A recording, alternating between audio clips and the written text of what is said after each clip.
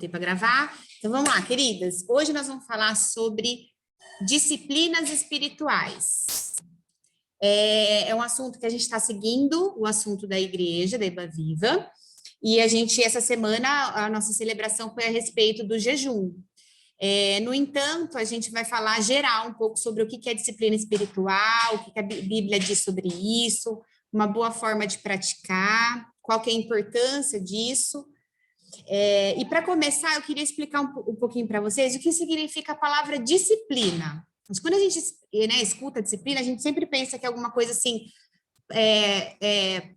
para dar, não é uma bronca, mas para fazer com que a pessoa entre, né, numa conduta correta, né, disciplina os filhos, parece aquela coisa de ter que dar bronca, né?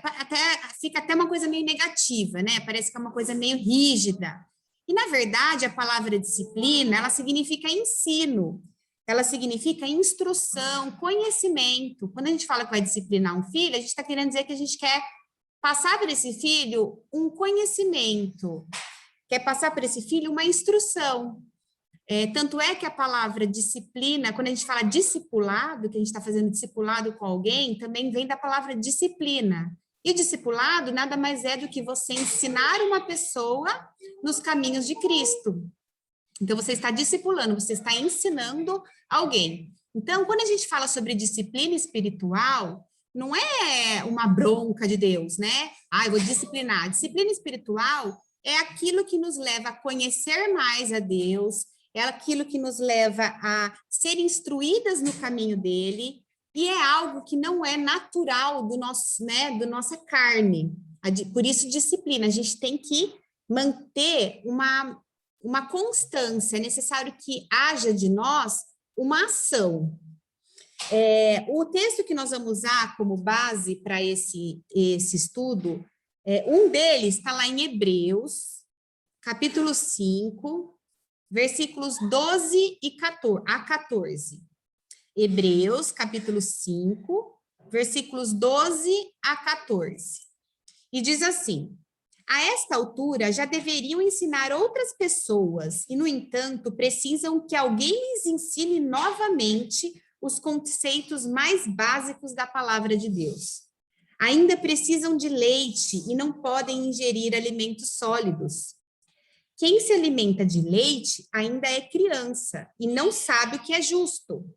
O alimento sólido é para os adultos, que pela prática constante são capazes de distinguir entre o certo e o errado. Então, aqui o que ele está dizendo, né?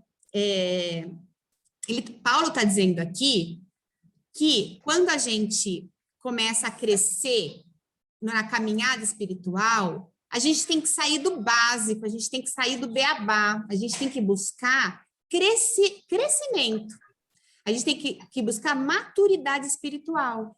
Para quê? Para que a gente vá aprendendo coisas maiores e mais importantes no sentido do alcance que a nossa alma precisa.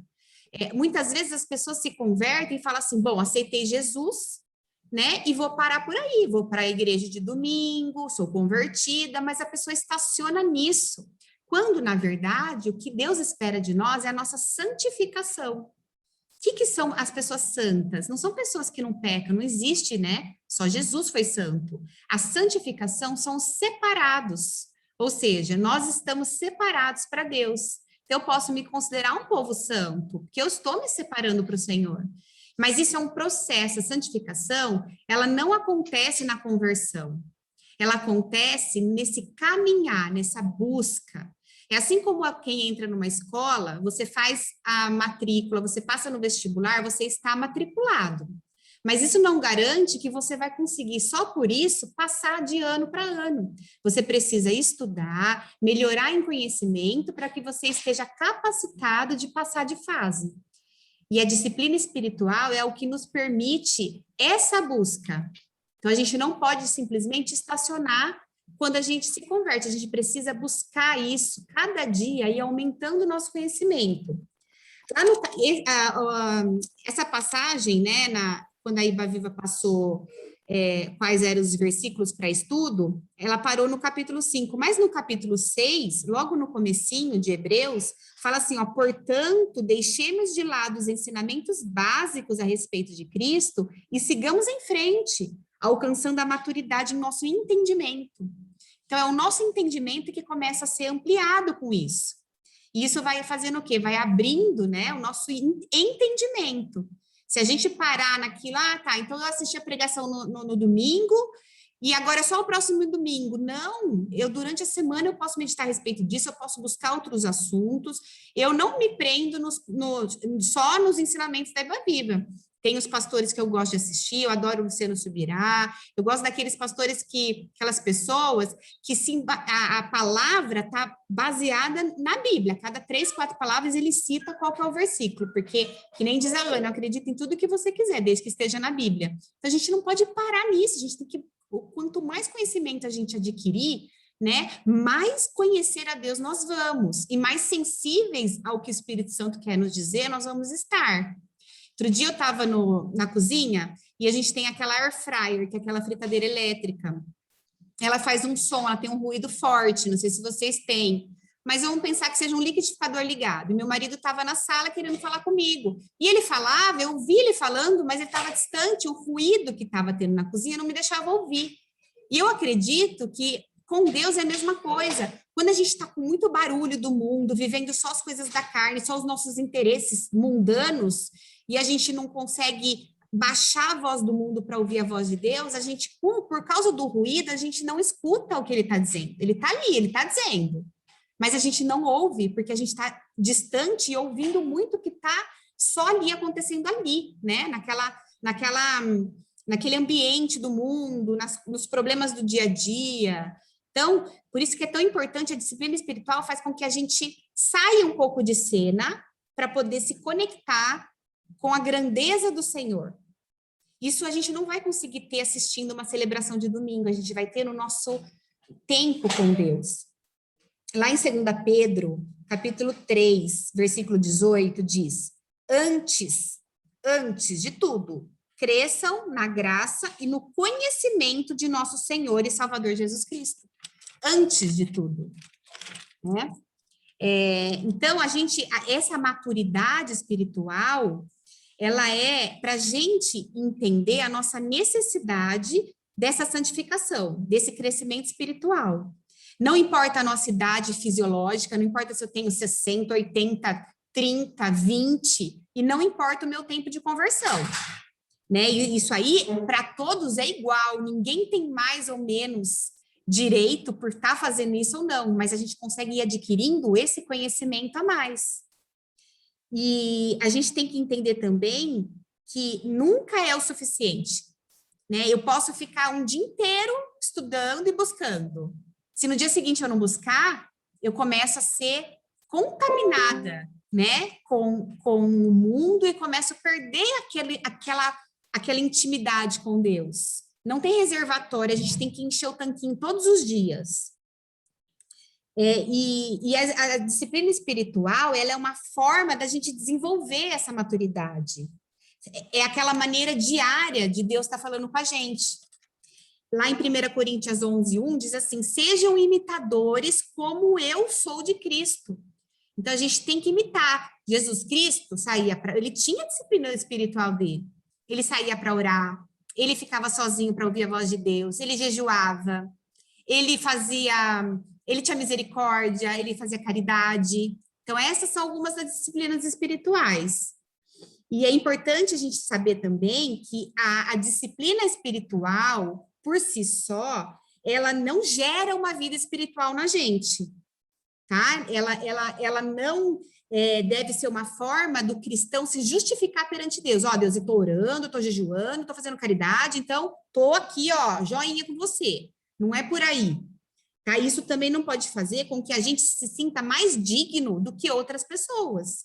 Porque acontecia muito na época dos fariseus, deles buscarem a Deus por obrigação, para que os outros pudessem ver, mas a intenção do coração deles não era passar tempo com Deus, era se mostrar para os outros, para se fazer superior. E Jesus condena essa prática. Ele fala assim, ó, guardai-vos de exercer a sua justiça diante dos homens. Ele fala que são hipócritas aqueles que buscam uma disciplina espiritual para se autopromover. Porque a verdadeira disciplina espiritual é discreta. Não preciso sair falando para os outros que quantas horas que eu estou orando, isso é um benefício para mim, é um tempo que eu tenho com Deus, não é para eu ficar mostrando para ninguém. Né? Quando você quer mostrar para as pessoas essa espiritualidade, você não entendeu nada do que Jesus está ensinando. A primeira bem-aventurança que Jesus nos ensina, qual que é? Bem-aventurados os humildes de coração. Né? A humildade é aquilo que a gente não quer, é a diferença da arrogância, de querer mostrar aos outros que eu tenho mais do que os outros porque eu passo horas orando. Né? Eu tenho amigas que falam assim, nossa, porque a sua oração é poderosa. Não tem nada de poder em mim, poderoso é o Deus que recebe o meu pedido. Não tem nada de poderoso, ele está acessível a todo mundo. Só que depende do quanto você investe do seu tempo para ter esse contato. Relacionamento demanda tempo. Como a gente tem relacionamento com alguém se a gente não passa tempo com ela? Vai ser um relacionamento frio, distante, sem intimidade. Isso com qualquer pessoa. Quanto mais com Deus. E dentro desse aspecto da prática cristã, a gente tem que tomar muito cuidado de estar fazendo a coisa certa com a intenção certa. Não fazer a coisa certa com a intenção errada, senão de nada adianta. Não é para os outros, é para o meu relacionamento com Deus. Tá? E essa mudança interior, quem faz em nós, não somos nós, é o próprio Deus, quem muda o nosso interior. E isso demanda um trabalho interno que só Deus consegue trabalhar pelo lado de dentro. Só Deus consegue. Só que a gente precisa se colocar nessa posição de receber isso dele. Se a gente estiver fechada para ele, como que ele vai trabalhar dentro de nós? A gente não consegue. Oi. A Neuza está com uma mãozinha, será que ela quer falar? Eu acho que ela deve ter apertado sem querer. Então ela está com o áudio aberto, se ela quiser, é só ela falar. Tá. Eu não consigo ver todo mundo aqui. Tá bom, pode continuar. Tá? Então, a gente tem que entender o seguinte, a gente não consegue alcançar merecimento de nada pela disciplina espiritual. Deus nunca vai fazer pela gente mais ou menos e gostar da gente mais ou menos porque eu me dedico mais do que alguém, ou alguém se dedica mais do que eu. Ele ama todas de forma igual porque ele é amor, o amor dele não se mede. A gente não consegue ter de Deus mais ou menos amor, mas tem coisas que a gente pode fazer que agrada a ele. E uma delas é buscar a companhia dele, é querer estar na presença dele, né? Então, a gente tem que lembrar, por exemplo, do exemplo do agricultor. O agricultor, ele prepara a terra, ele planta a semente, ele rega a semente, mas quem faz a semente crescer, a ação da natureza não depende de nós. Não adianta a gente chegar na plantinha e ficar assim, cresce, cresce, cresce, né? Então, a gente tem que preparar da mesma forma a nossa vida espiritual, a gente prepara o nosso solo, a gente rega, a gente cultiva, mas o que faz a transformação é só Deus que pode transformar o nosso interior. Dessa mesma forma, a disciplina espiritual é uma maneira da gente semear o nosso espírito. Né? São os meios que Deus usa para firmar o nosso chão, para que Ele possa trabalhar em nós e ir nos transformando. Então, por si só, a disciplina espiritual nada pode fazer, né? Mas ela nos leva ao ponto em que algo, que é onde Deus está. E lembrar também, né, que a disciplina espiritual ela é uma trajetória da graça. Ela é disciplinada. O que é isso? A graça, ela é de graça, né? Ela é gratuita. Mas por ela ser disciplinada, existe algo que nós podemos e devemos fazer, que é se colocar nessa posição de estar em contato com o Senhor para que Ele possa trabalhar na nossa vida. Então, também depende de nós levarmos o nosso pensamento em oração, jejuarmos, né? Então, também depende de nós. A graça é de graça, mas o reino nos custa tudo. né? A salvação é de graça, mas nem por isso ela é barata. Ela custou muito caro, né? Ela é imerecida, não se pode merecer. Mas se a gente quiser crescer espiritualmente, a gente precisa partir para a ação. E as disciplinas espirituais, elas não, na Bíblia, a Ana me corrige se eu estiver errada, eu não encontrei lugar que cita quais são elas, que nem a gente tem o fruto do Espírito, né, os dons espirituais, mas ao longo da Bíblia, Jesus vai nos mostrando quais foram as disciplinas que ele tinha, né? Então, a gente tinha uma coisa que eu entendo que é... Esse termo disciplinas espirituais não é um termo bíblico, é um termo teológico. Ou seja, quando a gente vai estudar a Bíblia, a gente dá esse título, né? Então, as disciplinas é jejum, oração, o dar esmola, o fazer o bem, o estudar a palavra de Deus, né? Tudo aquilo que nos leva para mais perto de Deus. E eu vejo assim como algo que vai nos trazer comunhão com o Senhor, né? Então, assim, na minha opinião, tá? Na minha opinião, qual que é a minha percepção? Que a base principal para a gente ter uma disciplina espiritual é o anseio por Deus. Quando a gente anseia conhecer a Deus, estar com Deus, aí que começa a surgir o que a gente faz. A gente quer ler a palavra, a gente quer louvar, a gente quer adorar, isso nos torna pessoas melhores, então a gente faz caridade, a gente tem misericórdia. Então, esse anseio é a base para todas as nossas buscas de disciplina espiritual. Sem esse anseio, a disciplina espiritual vai ser um mero riscado na agenda, fiz, né? Ah, isso aqui é obrigação, pronto, está cumprido. Mas porque daí não vai ter o anseio, é o anseio que faz com que a gente faça isso de coração e não com intenções erradas. Lá em Salmo 42, 1 e 2, diz: como a corça anseia pelas águas correntes de água, assim minha alma anseia por ti, ó Deus. Eu tenho sede de Deus, do Deus vivo. Então, aí que vem a leitura da palavra, a oração, a meditação, o jejum, a caridade, a confissão. Nós não vamos entrar em detalhes de cada uma, porque senão a gente vai fugir um pouco do tema, tá? Mas são essas disciplinas espirituais, é você se colocar numa posição onde você vai entrar em contato com Deus. O serviço, a solitude. Solitude, o que é? A palavra lembra a solidão, mas a solitude, ela é diferente de solidão. Ela é quando a gente se isola de maneira voluntária para se desligar das coisas do mundo e ouvir a voz de Deus. É baixar o som do mundo para escutar a voz de Deus.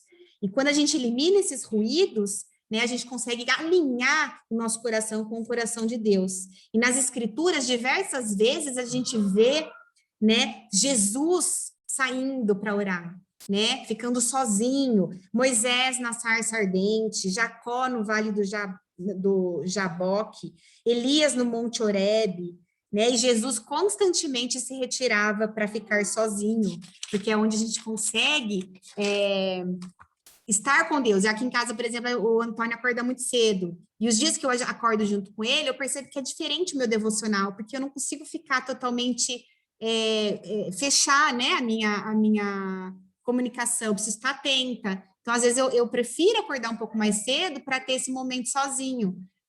À noite eu já estou cansada, então de manhã, para mim, é o meu melhor horário para tirar um tempo com Deus. Agora, uma parte muito importante que eu acho que deve ser falada é que essa disciplina espiritual, a parte mais desafiadora é colocar em prática.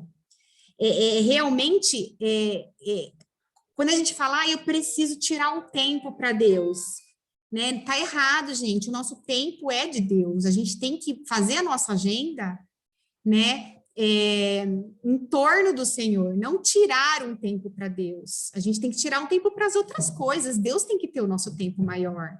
Então, a nossa prioridade tem que ser Ele.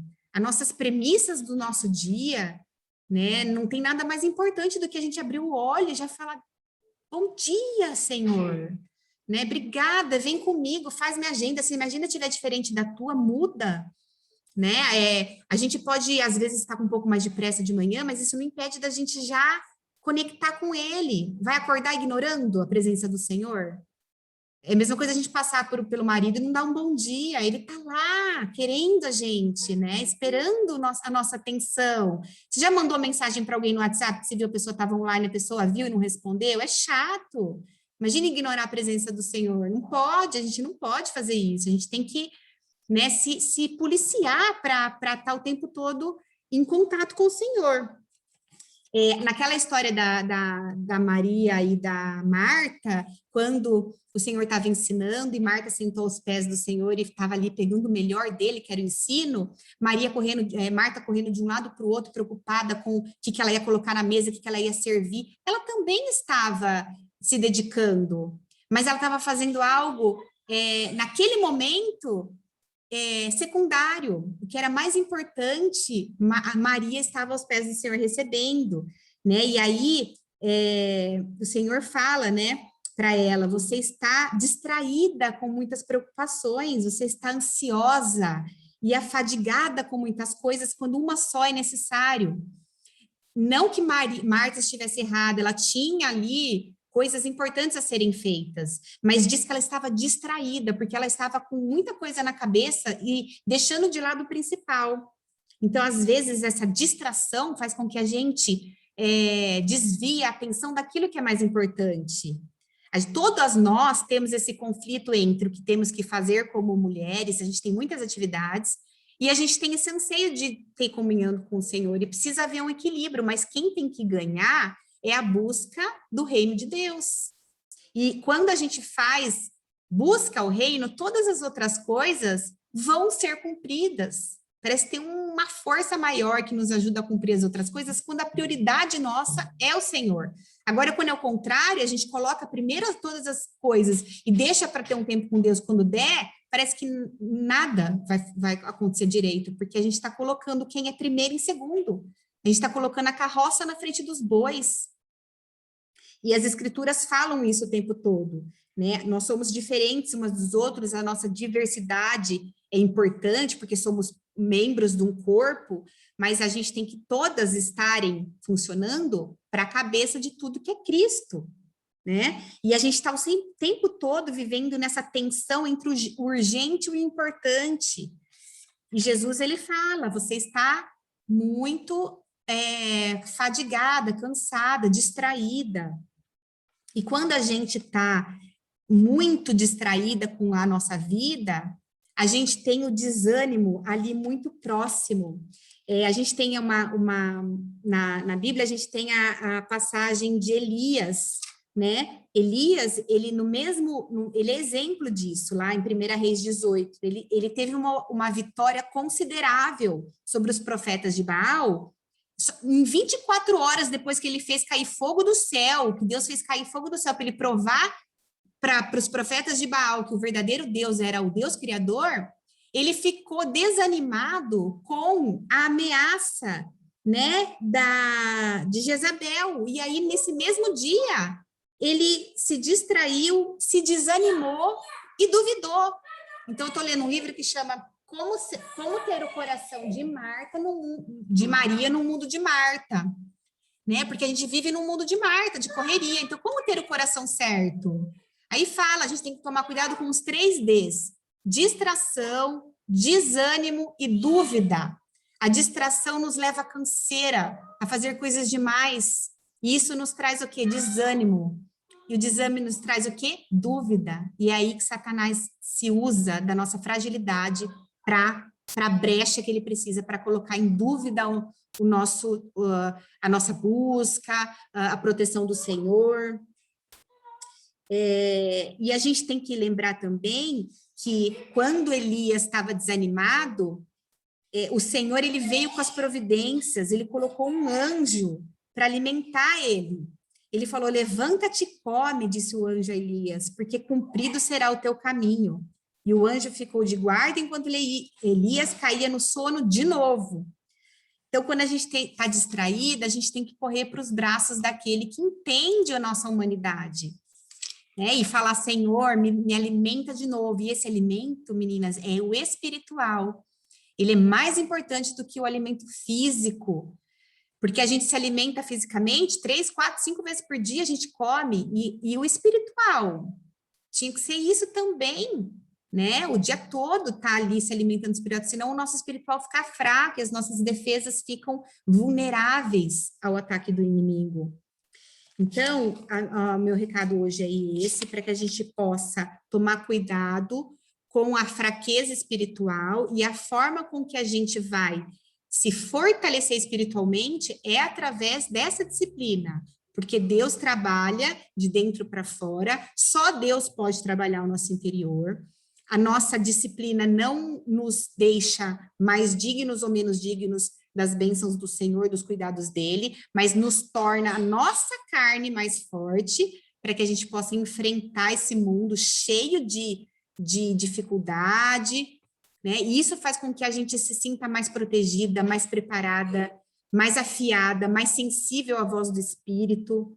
Eu prefiro fazer o meu devocional de manhã, porque antes de sair para a guerra, eu tenho a defesa do Senhor. Eu tenho o Espírito Santo já ali tinindo para me fortalecer, para me ajudar nas reações do dia a dia, para me ajudar a não ficar abalada com coisas que a minha carne se abalaria, sendo que o meu espírito não precisa se abalar com isso. Isso muda o nosso dia. Então, se tem uma coisa que eu entendo que é muito necessária, é essa disciplina de buscar a Deus diariamente, né? A gente fala em oração porque orar é falar com Deus. Então, quando eu oro, eu falo com Deus. Quando eu leio a palavra, é Deus falando comigo. E quando eu falo de Deus para as pessoas, é essa força alcançando outras vidas, porque não pode parar em nós, né? Não se acende uma luz para se esconder embaixo da mesa, a gente acende uma luz para que ela possa iluminar. E Deus, ele trabalha em nós para trabalhar através de nós. Então, quando a gente é trabalhada no nosso interior, ele pode usar a nossa vida para alcançar outras vidas. E essa eu acho que é a maior função do cristão, né? Que nem fala lá que Deus faz um apelo através de nós para que possamos ser embaixadores de Cristo, ou seja, que a gente possa levar a palavra, fazer Deus conhecido, fazer Cristo conhecido. E aí, sendo assim, a gente vai ser útil para o reino. Não adianta nada eu só saber para mim e guardar isso, né? E essa não é a natureza de Jesus.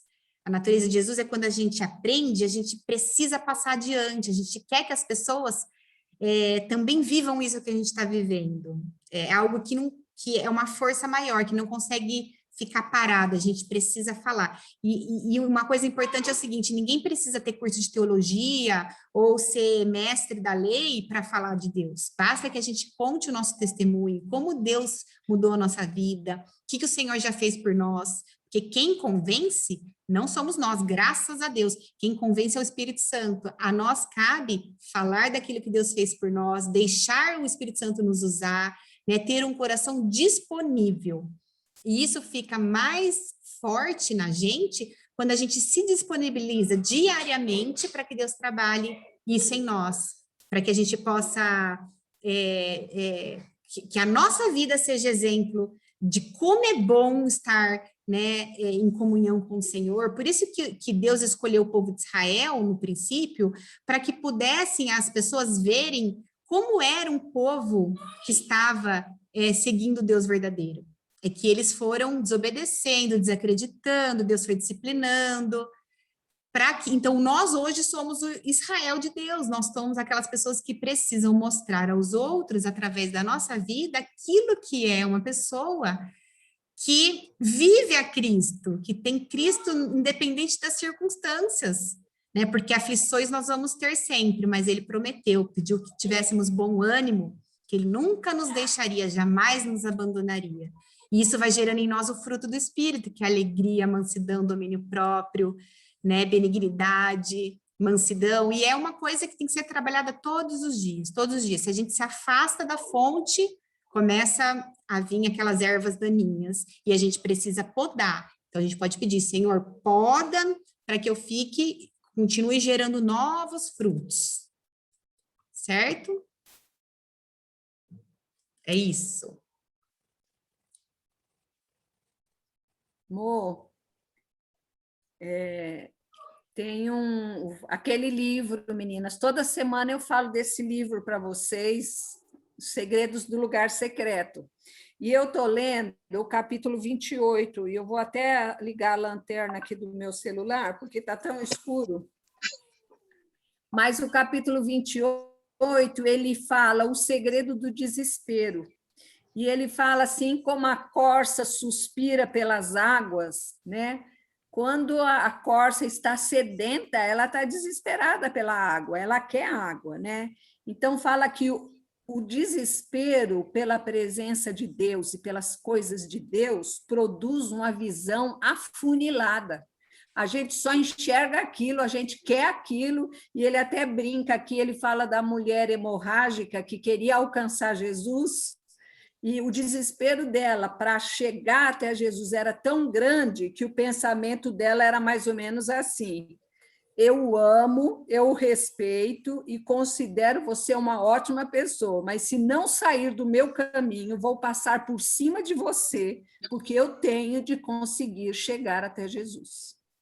Né? Então, o desespero, o desejo de estar na presença de Jesus, na sua palavra, nas disciplinas espirituais, tem que ser assim na nossa vida, tem que ser algo tão profundo, tão desesperador, que a gente deixa qualquer distração. Ele fala que fontes de entretenimento banais, como televisão, filmes, terão que ser abandonados, convites para festas serão rejeitados, algumas pessoas podem até começar a se afastar de você, porque você está sem graça, porque você quer alcançar as coisas de Deus e alcançar mais da palavra de Deus na sua vida, né?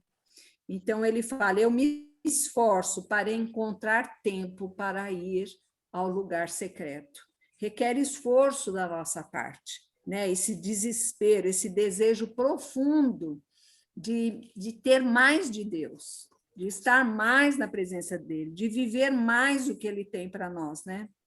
Fala assim, quando você começa a buscar a Deus com esse tipo de desespero, ventos espirituais poderosos começam a soprar sobre a sua vida. Você está deflagrando uma tempestade, as coisas começam a mudar dentro de você com uma rapidez inigualável. Porque começa a haver uma purificação, começa a haver uma santificação, começa a haver mais e mais da presença poderosa de Deus nas nossas vidas, né? Por isso que as disciplinas espirituais são tão importantes. E nós precisamos cultivá-las para crescermos espiritualmente. Se a gente for viver só, quando eu tiver vontade, hoje não deu porque eu tinha outras coisas para fazer. Então, a gente precisa mudar a nossa rotina para ter tempo para aquilo. Né? Vai acordar mais cedo? Vai dormir 1 hora mais tarde? Não sei, mas você precisa se programar para isso, para ter mais e mais de Deus na sua vida. É isso aí. Alguém mais quer falar? Joana, Fale. Eu vi naquele livro Uma Vida com Propósito, que está estudando, uma frase me chamou muita atenção, que ela fala assim: você está tão perto de Deus quanto deseja estar. Verdade. Isso me marcou muito, assim, porque a gente quer estar tão perto de Deus, a gente fala que tem esse desejo, mas tanta coisa rouba o nosso tempo, como a Mônica foi citando, né? Então, eu até anotei essa frase, sabe, para eu mudar mesmo muitos hábitos e muitas coisas aqui na minha vida. Exatamente. Uma outra coisa que aquele livro que a gente, Coração de Maria, né, no mundo de Marta, ela conta um episódio onde a pessoa estava viajando com o ar-condicionado fechado, o ar-condicionado quebrado, a janela quebrada, entrava um vento danado, e ela falava, Senhor, por que eu tenho que passar por isso? Não funciona, a janela quebrada. E aí ela resmungou 2 horas de viagem. Quando ela chegou em casa, ela percebeu que ela estava aquecida. Então, muitas vezes, a gente não sente o agir de Deus na nossa vida porque a gente está murmurando coisas que estão acontecendo ao nosso redor, né? E achando que ele precisaria agir de acordo com as circunstâncias, e não é assim que funciona. Ele estava protegendo o calor do corpo dela mesmo diante da circunstância. Interessante. É isso mesmo, é isso mesmo. Ó, meninas, está quase caindo a nossa reunião, faltam 2 minutos e 30 aqui. Muito bom, Mônica, muito bom sermos lembradas de tudo isso. Gente, não é coisa nova, nós sabemos de tudo isso. O que precisa é o que a Thalita falou, você está tão perto de Deus quanto você deseja estar. Você está tão perto quanto você deseja, né? Então, nessa semana, o que é que nós vamos fazer para estar mais perto de Deus? O que é que você vai fazer para estar mais perto de Deus? Vai iniciar um jejum? Vai iniciar a leitura de um livro da Bíblia? Vai separar um período de oração? Vai fazer uma lista de oração e orar mais por essas pessoas? Nós precisamos ter uma atitude, né? Deus requer de nós um primeiro passo, em tudo na vida. Ele quer ver se a gente topa. Se a gente demonstrar para ele que nós topamos, ele vai nos encher. E ele tem muito para nos dar. Tá bom? Deus abençoe. Eu vi uma vez uma pregação da Thalita Pereira, ela falava sobre isso, ela falava assim, tudo aquilo que não é prioridade pode não acontecer.